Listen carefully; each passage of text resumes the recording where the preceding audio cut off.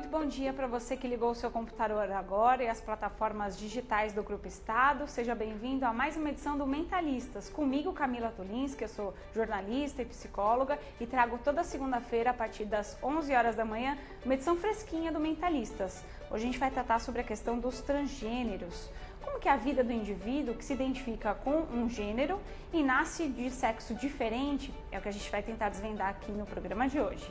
As principais questões da atualidade, analisados por especialistas renomados. Começa agora Mentalistas, com Camila Tulinski. E para falar sobre esse assunto, eu convidei a Jaqueline Chanel, que é cabeleireira, transgênero, vai contar um pouquinho mais dessa história pra gente. Tudo bem, Jaque? Bom dia. Tudo, você, bom dia. Obrigada bom por dia ter aceitado aqui nosso convite. Obrigada a você pela oportunidade de podermos falar um pouco mais de nós, transgêneros. E para acompanhar esse bate-papo, junto com a Jaque, vou chamar de Jaque Chanel, como ela é mais conhecida, a psicóloga do Instituto de Psiquiatria do Hospital das Clínicas, Desirê Cordeiro, que é do Ambulatório Transdisciplinar de Identidade de Gênero e Orientação Sexual. Tudo bem, Desirê? Bom dia para você. Tudo jóia, Camila. Bom dia. Obrigada pelo convite. Obrigada. Bom, para a gente começar esse tema que é tão importante, desmistificar muitos tabus aqui nesse programa de hoje, falar sobre a questão dos transgêneros, né? A partir de que momento, Desirê, a pessoa se identifica com um gênero que é diferente daquele da qual ele nasceu? Como é que funciona esse processo psíquico? Eu não sei se identifica, Camila, eu acho que se percebe, na verdade, né? Quando você tem ali por volta de 3 anos de idade, mais ou menos, a criança consegue já identificar o que é menino e o que é menina, e o que ela é. Né, se ela sente que ela é menino, que ela é menina. Isso vai se desenvolvendo ao longo da infância. Né? Algumas crianças com 3, 4 anos já falam: eu não sou menino, eu sou menina, Deus errou comigo. Né? É comum a gente ouvir isso. Antes da gente começar a trabalhar com criança e adolescente, a gente achava que isso era teoria. Né? Até a gente ver crianças, de fato, e famílias que trazem essas crianças para o ambulatório com exatamente essa fala: não, Deus errou comigo, eu nasci errado, né? E aí você vai vendo que isso vai perdurando até a vida adulta. Nesse caso das crianças, né, 20% é que de fato permanece na questão trans, né? Realmente se identifica com o gênero oposto. Outros vão para a questão da homossexualidade, outros é só uma questão de brincadeira, de roleplay, que a gente chama. Então precisa de uma atenção muito grande nesse sentido, porque você precisa ajudar essas famílias a entender melhor o que essa criança está dizendo e deixá-la se expressar. Porque isso vai evitar, né, a Jaque até pode falar mais, isso vai evitar que essa criança na adolescência, que é o momento em que mais sofre bullying, preconceito, discriminação, né, ela consiga ter uma estrutura melhor. Né? Se a família entende, se a família consegue acolher, a vida adolescente e adulta é muito melhor nesse sentido. Ô, Jaque, como foi para você, né? Quando que você percebeu que, na verdade, você não se percebia como um homem, de fato? Conta pra gente. Mais ou menos nessa faixa etária, a partir dos 7 anos, principalmente para mim, para mim a coisa aconteceu mais tardiamente. Para algumas pessoas acho que acontece mais cedo, mas para mim aconteceu mais tarde, o momento dessa percepção. E que eu percebia que eu não era igual aos outros meninos, que eu não tinha nada a ver com o que eu via do comportamento dos outros meninos, do corpo dos outros meninos. Você começa a se perceber totalmente diferente, como uma menina, com um corpo diferente, com um sexo diferente, né, do que acontece na tua mente. Quer dizer, algo totalmente que não se combina, que não se completa. E você ali começa a viver um grande dilema com você, com seus colegas, com as colegas, com a sua família, com os seus vizinhos. Então é um grande dilema que você passa a viver na sua vida. Você se lembra como foi a primeira vez que você falou com a sua mãe sobre isso? Você falou: olha, mãe, na verdade, vamos conversar. Como é que foi essa questão familiar para você? A questão familiar aconteceu lá pelos 23 anos. Agora, anteriormente, o que aconteceu foi o seguinte: minha mãe que percebeu, né, o meu comportamento diferente, o meu jeito diferente, e ela percebendo isso, ela passou a me proteger das crianças, dos outros meninos, das crianças. Ela tinha medo que eu passasse por violência, né? Ela tinha medo que os outros meninos talvez fizessem violência sexual comigo. E então ela me protegia, ela passou a me proteger. Ao mesmo tempo em que, conforme foi passando o tempo, eu percebia que ela me cobrava. Né? Ela me cobrava o que nem eu sabia na realidade o que estava acontecendo, e eu percebia que era como se fosse uma condenação, né? Uma cobrança muito forte. Eu não sabia exatamente o que era, porque eu não conseguia entender comigo o que estava acontecendo, eu não conseguia perceber em mim o que estava acontecendo.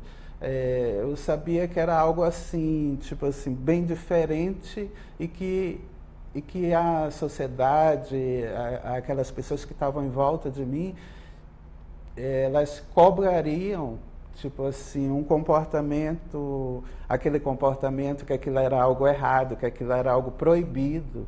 Né? Então eu percebia que existia algo em torno disso, mas eu não conseguia saber o que era exatamente. No caso a gente está falando do envolvimento dos familiares, das pessoas que estão próximas ali de quem vive esse conflito interno, né, de identidade de gênero ou não. No HC, como é que você recebe essas mães ou pais que chegam lá com seus filhos? Porque já é uma outra ponta, né?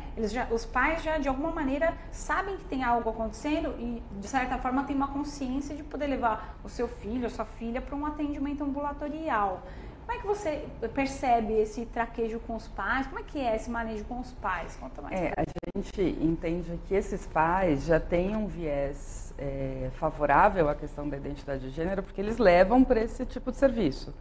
Né? Alguns pais não querem perceber, não querem olhar, não querem cuidar disso. Os pais que chegam até a gente já chegam querendo entender e querendo buscar e às vezes aliviar esse sofrimento que vê que o filho sente, né? A gente estava falando de 3, 4, mas tem gente que vai se apresentar, né? Não que não se entenda já, mas se apresentar no gênero desejado mais tarde por conta da questão familiar. Então, quanto antes essa família percebe, 3, 4, 7, 10, né? A gente atende adolescentes também. Os adolescentes chegam mais sozinhos.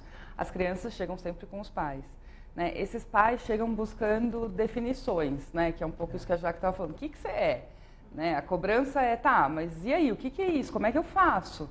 Né? Como é que eu lido? Né? Quando é com uma criança, eu faço o quê? Eu visto de menina? Eu visto de menino? Eu dou brinquedo? Eu não dou brinquedo? Eu falo? Eu não falo? Como é que eu vou reagir? Né? E a nossa conduta é sempre, vamos ver essa criança? Né? Porque já chegaram casos em que os pais estão super assim. E aí o menino, quando você vai perguntar, ele falou, não, mas eu não sou nada disso, meus pais que querem me dar boneca e eu não...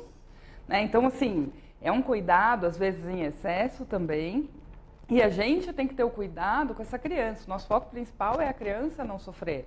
A família a gente acolhe, a gente trabalha junto e vai construindo um caminho junto, mas o foco principal é a criança e o sofrimento dela, né? E como ela vai lidar com isso, se ela quer vestir isso ou aquilo, se ela quer brincar disso ou daquilo. É a criança que acaba decidindo. E vai também no limite dos pais toparem, né? Porque tem pais que, não, tudo bem, até aqui eu vou, até aqui não, precisa de um tempo maior para conseguir entender outras coisas, de repente conhecer outros pais que já passaram por isso, que também faz muita diferença para entender, né? Enfim. Estou recebendo aqui no Mentalistas a psicóloga Desirê Cordeiro, que é do Ambulatório Transdisciplinar de Identidade de Gênero e Orientação Sexual do Instituto de Psiquiatria do HC, e a Jaqueline Chanel, que é cabeleireira transgênero, trazendo um pouco mais a história dela para a gente aqui. Queria trazer, no seu depoimento, Jaque, como é que foi para você essa questão do desejo sexual e do desejo de ser uma mulher na questão estética, né? Na parte interior e exterior. Você pode explicar para a gente como é que foi esse processo? O que veio primeiro ou os dois vieram num conjunto? Como é que foi para você esse processo? Como eu te falei, eu me percebi mais ou menos ali pelos 7 anos que eu era diferente dos outros meninos. Então, eu não conseguia entender porque o corpo dos outros meninos era diferente do meu. Eu tendo aquele sexo de menino, entendeu? Aquilo para mim era totalmente confuso, eu não conseguia entender. Foi uma coisa que levou muito tempo para que eu entendesse e aceitasse.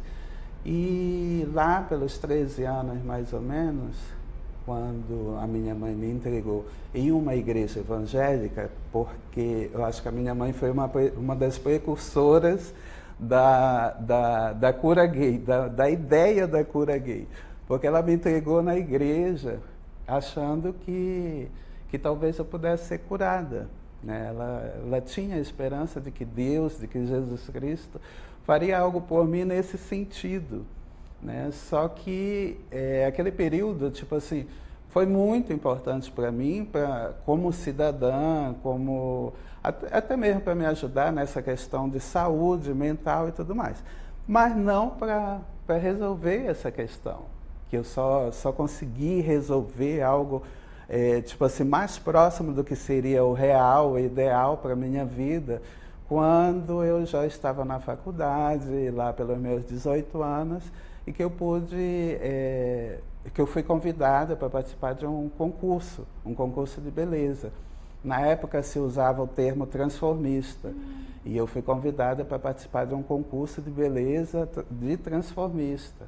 E no momento em que eu fui para o teste da maquiagem, com a maquiagem e com a peruca, a pessoa fez tudo de costas para o espelho. E quando ela me virou de frente para o espelho, foi ali que eu pude perceber, na realidade, a minha identidade, o quanto aquilo era forte, muito importante para mim.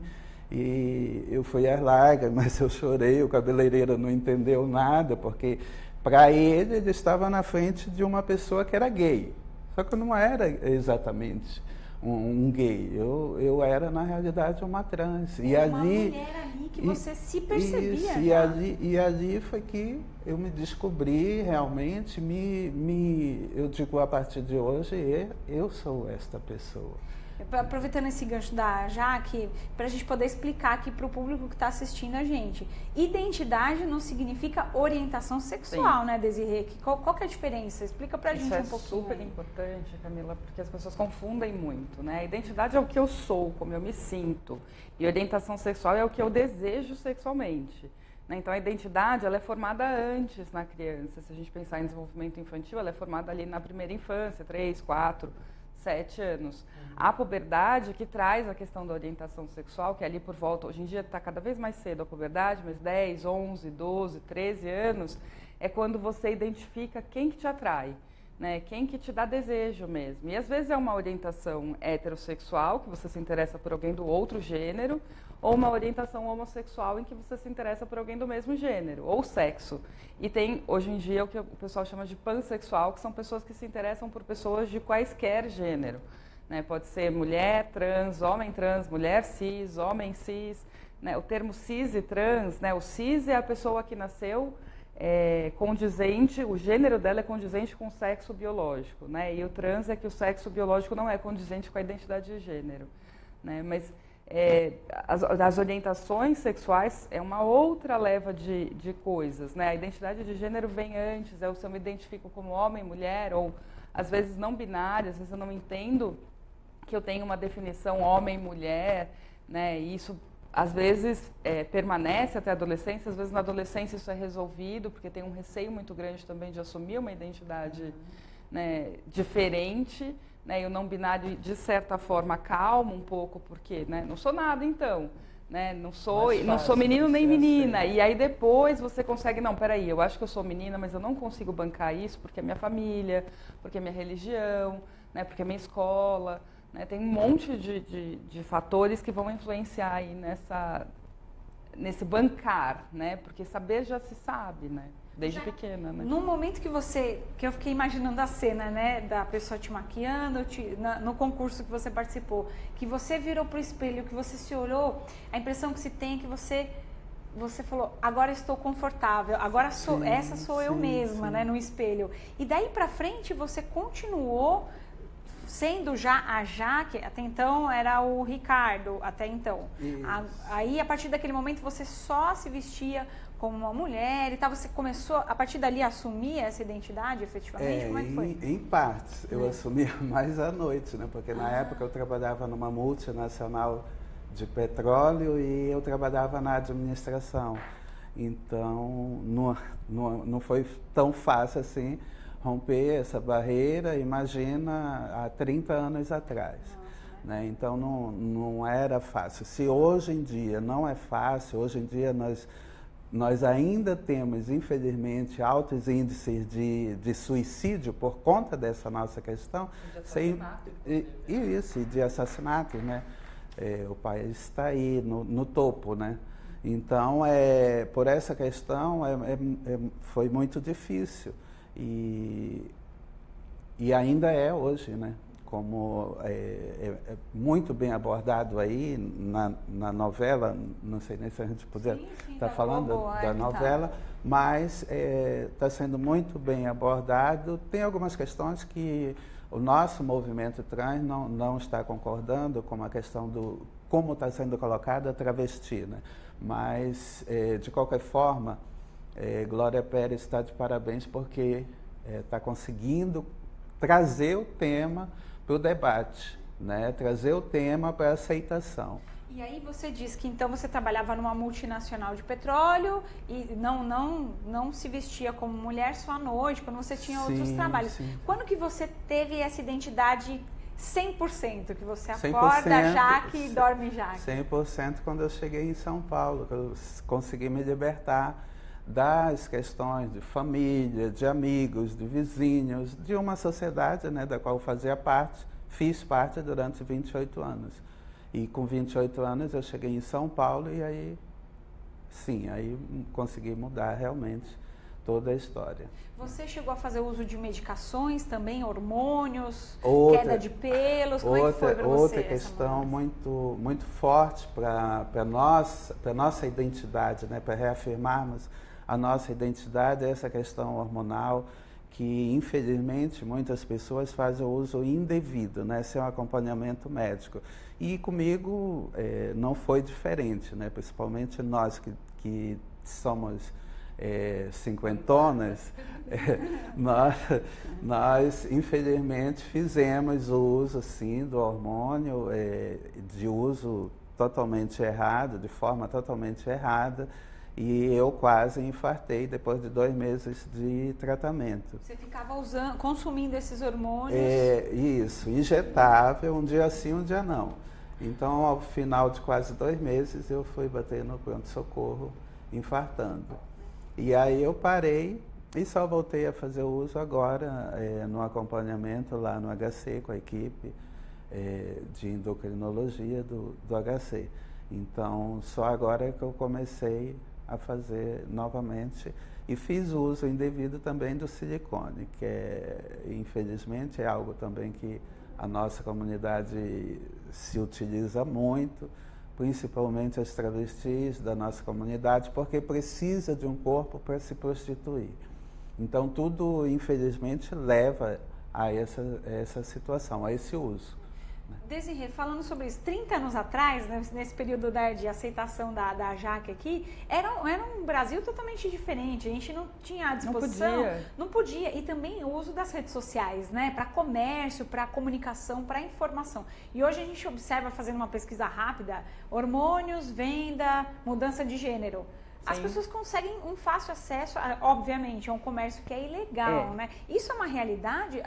Os adolescentes, os jovens, até os adultos estão fazendo uso indiscriminado desses hormônios para tentar fazer essa Camila, mudança? assim, se a gente entender, né, que a questão da identidade incongruente com o sexo biológico gera um sofrimento muito intenso, a gente entende porque essas pessoas fazem isso, né? O silicone que a Jaque falou é o silicone industrial, né? Que é um material líquido que você coloca e você tem que ficar parada, né? Porque senão ele pode andar pelo seu corpo. A gente perdeu pacientes já no ambulatório por conta de colocar silicone industrial, porque entra na corrente sanguínea, vai parar no pulmão, embolia pulmonar, né? Morre. Então, assim, o silicone industrial é mais sério ainda, se a gente pensar em saúde pública, do que o hormônio. Porque o silicone industrial mata no dia. O hormônio, o pessoal vai lá e usa, né? Que nem a Jaque falou, ela injetava dia sim, dia não. Normalmente se injeta a cada 15 ou uma vez por mês, né? Então, assim, é uma quantidade muito grande. As pessoas fazem... Hormônio feminino é fácil de conseguir. Você vai na farmácia e você consegue sem receita. O hormônio masculino você precisa de receita, né? Na novela, até que a Jaque comentou, a personagem em questão aparece com umas ampolas de testosterona, né? A testosterona não é fácil de conseguir, né? A testosterona vem do mercado negro, que a gente chama. Ela vem de fora do país, às vezes da Venezuela, da Colômbia, da Bolívia, enfim. E você não sabe necessariamente o que tem dentro daquela ampola, né? E você não sabe também como é que o seu organismo vai reagir a esses hormônios. Então, tem casos de trombose, de infarto mesmo, né? Porque a necessidade é tão intensa de se sentir mais adequado à identidade que sente, né? Fazer o corpo ficar congruente com o que se sente, que você faz qualquer coisa, né? Então, você acaba colocando os pés pelas mãos de fato e correndo o risco de morrer. Né? Então, eu quero seio, né? Então toma hormônio para ver se nasce esse seio que não nasceu quando deveria ter nascido ali com 13 anos na puberdade. Então, quero agora, quero amanhã, né? E aí é essa urgência que a gente tem que tomar cuidado. Porque nesse sentido também que tem muitas tentativas de suicídio, né? De não conseguir, de querer e não dar conta, né? Então, assim, a ideia é que a gente cada vez mais cedo consiga acolher essa população, né, de criança, adolescente, porque aí você vai tendo um acompanhamento junto com um médico endocrinologista, ou que faça o tratamento hormonal desde pequeno. Então, hoje o que a gente faz no ambulatório é bloqueio de eixo, que é o caso daquele menino de Minas que conseguiu na justiça, né, ser bloqueado o eixo com 12 anos. Quem está em acompanhamento bloqueia o eixo, que significa que os hormônios não vão começar na vida dessa pessoa. Significa paralisar a puberdade. Isso, é como se desse um stop, uma pausa ali. Isso. E aí dali para frente é definido? Então, e aí dali para isso acontece na puberdade. Então, 12 anos. 10, 11, 12, tá. A gente já teve criança com 9 que precisou fazer o bloqueio. O que acontece? Dali você tem, até os 16 anos, você não pode, por questão legal e tudo mais, você não pode dar o hormônio cruzado, né? Que seria o hormônio de desejo da identidade de gênero. Então, nasceu um menino, se sente uma menina, você bloqueia o eixo. Com 16 anos, vai tomar hormônio feminino. Nesses casos, né, são crianças que vão desenvolver como meninas, de fato, né? Vai continuar tendo pênis, né? Porque isso já nasceu mas todos os caracteres sexuais secundários, que a gente chama, que é a aparência física, como as pessoas veem, vão estar ali. Né? No caso dos meninos também, né? Dos meninos trans. Então, assim, essa é uma questão muito importante, né? De você pensar que você vai do zero, né? Imagina já que isso, né? Você não tem questão de pelo, né? Ou tem, como as mulheres têm. Né? Você não tem a questão da bochecha, que muitas delas reclamam, né? Essa parte da gordura que a mulher tem, a testa, né? O gogó, então, são coisas que se desenvolvem nessa fase. Quando você pausa, né? Você segura. Se a pessoa definir nesse período aí de 4, 6 anos, dependendo da idade, não sou, você tira, pausa e volta ao normal. Né? Agora, até 16 anos, você já tem também mais segurança e mais certeza de que é isso mesmo. Porque começar os hormônios cruzados tem pode ter uma complicação, né? Porque você infertiliza aquela pessoa. Ela não vai desenvolver os órgãos sexuais de fato, então ela não vai ser fértil. Né? Então, essa é uma decisão muito complicada para se tomar com criança. Né? Você não sabe se eu, mulher trans, ou eu, homem trans, vou querer ter filhos biológicos meus. Né? E quando é uma coisa que ele vai decidir mais pra frente, talvez, né? E aí com 16 você até consegue abordar esse tema e falar, olha, tem esse risco, você quer liberar, deixar desenvolver e aí, né, poder partir para congelar óvulos ou para congelar esperma e depois desenvolver no gênero desejado. Né? É uma questão que é nova, né, aqui no Brasil. Fora do país isso acontece corriqueiramente, mas aqui isso é muito novo. Né? Então é uma questão delicada. É uma questão aí mais para as pessoas mais esclarecidas, né? Porque você imagina, uma pessoa que não tem tanto acesso à cultura, né? Ela não vai por esse caminho. No seu caso, você contou que faz 3 anos que você agora está fazendo acompanhamento com endocrinologista, toda a equipe médica, até do HC, que é multidisciplinar, a gente sabe, né? Tem psicólogos, enfim, a própria Desirê está aqui com a gente contando um pouco mais da experiência. Quais são as transformações de 3 anos para cá, corporalmente falando, que você pode citar para a gente, que você já percebeu aí nesse acompanhamento? E psiquicamente também, né? Mudou alguma coisa para você? No meu caso, só reafirma a minha identidade, né? Onde eu mais sinto é, tipo assim, questão de voz, questão de seio, né? Pelos nem tanto, porque eu fiz o laser, né? Então o laser facilita bastante. Mas para mim, na realidade, o que pesou mais na questão corporal foi o silicone, né? Que traz uma mudança assim de imediato. Mas é um risco, né? Você falou aí dessa questão estética e na questão sexual mesmo, né? Quando você descobriu que você também tinha desejo por outros homens, para além da identidade feminina, né, que você... Desde o início. Desde sempre. A sua primeira relação sexual foi com um homem também? Sempre, sempre. Quer dizer, na questão... eu me identifiquei sempre como hétero, né? Como heterossexual.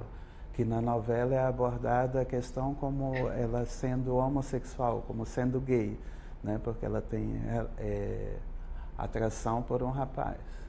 Então, essa é a questão colocada da novela, né? Como na população em geral, né, a questão da homossexualidade, tem uma porcentagem, inclusive na população trans. Né? Então, você tem homens e mulheres transexuais que têm orientação sexual homossexual ou bissexual, né? Então, acontece, as pessoas confundem um pouco, né? Porque aí mistura, poxa, se você é homossexual, por que então você não fica no seu gênero? Né? Porque já que você vai querer sair com uma mulher, por exemplo, se você fosse, no caso, lésbica, né? Por que então você não continua homem? Porque uma coisa não tem nada a ver com a outra, né? Eu não vou me relacionar como homem com essa mulher, eu quero me relacionar como mulher com essa mulher. Eu tenho uma orientação lésbica e não uma orientação hétero, nesse caso. Né? Então, a identidade não tem nada a ver com a orientação, né? É bem separado. Uma questão bem confusa, até mesmo para nós que estamos dentro da comunidade, é uma questão bem confusa. Muito difícil de entender. Você imagina para a população no geral, que não tem muito acesso à educação, à cultura, então é muito difícil. Ô, Jaque, quando as pessoas da sua família começaram a entender, ou então pelo menos a saber, né, desse seu desejo, não só o desejo sexual, mas como identidade, como é que é para você dar esse tipo de explicação, que é uma explicação familiar e também um pouco social, né? As pessoas te perguntam ou não? Todo mundo fica meio cheio de dedos e prefere não falar sobre o assunto. Como é que é esse lidar com a sociedade perante essa escolha que eu você sou fez? de Belém do Pará, né? Então, em Belém do Pará, enquanto eu estava em Belém, eu tive que chamar a família e participar para a família essa questão, né? E dizer para eles que eu não era exatamente aquilo que eles estavam esperando que eu fosse, né? Aquilo que eles viam, não era. E foi muito difícil, principalmente para minha mãe aceitar, né, a questão. Por sorte, ela não me colocou para fora, né? Por sorte, ela não fez o que a maioria das pessoas fazem, infelizmente, no Brasil, que é colocar a pessoa para fora de casa, não dar apoio, não acolher a questão. E isso precisa ser revisto pela população, pela maioria das pessoas, porque, infelizmente, a maioria tem esse tipo de atitude e é por isso que as nossas avenidas estão cheias de travestis e transexuais, infelizmente, que correm para o campo da prostituição, porque é a única opção, entendeu? E, infelizmente, essas pessoas perdem a oportunidade de estar dentro de uma escola por conta dessa atitude da família.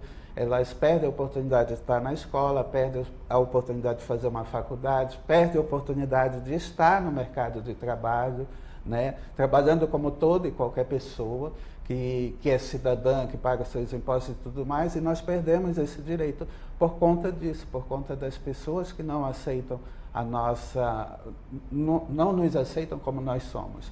E nós, na realidade, nós não pedimos nada mais a não ser respeito das pessoas, dessa sociedade que aí está, para que nós possamos, na realidade, de fato, viver igual todas as pessoas vivem.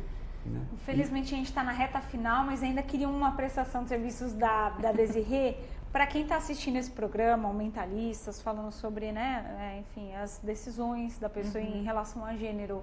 Se quiser procurar um ambulatório do HC lá no Instituto de Psiquiatria, pode, qual que é o trâmite, enfim, para a gente prestar um serviço para quem está assistindo e quiser Mais informações a respeito, Sim. hein? No HC a gente tem duas entradas que a gente chama, né? A entrada de adultos, que é onde a Jaque faz parte, que é da endocrinologia, né? Do Instituto Central, do hospital, né? Do HC.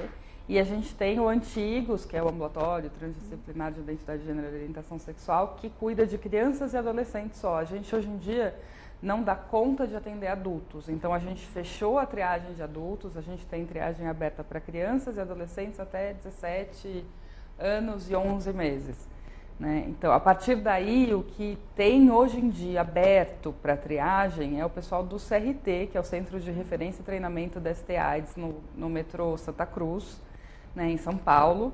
Né? O que a gente tem aberto para a população adulta é isso, né? Já que o HC está fechado, porque tem todo, imagina que você tem, sei lá, 90, 100, 300 pacientes e você tem 2 psicólogas, uma endocrinologista, né? Você tem uma demanda muito grande. O CRT tem uma equipe muito maior e acaba dando conta de mais gente nesse sentido.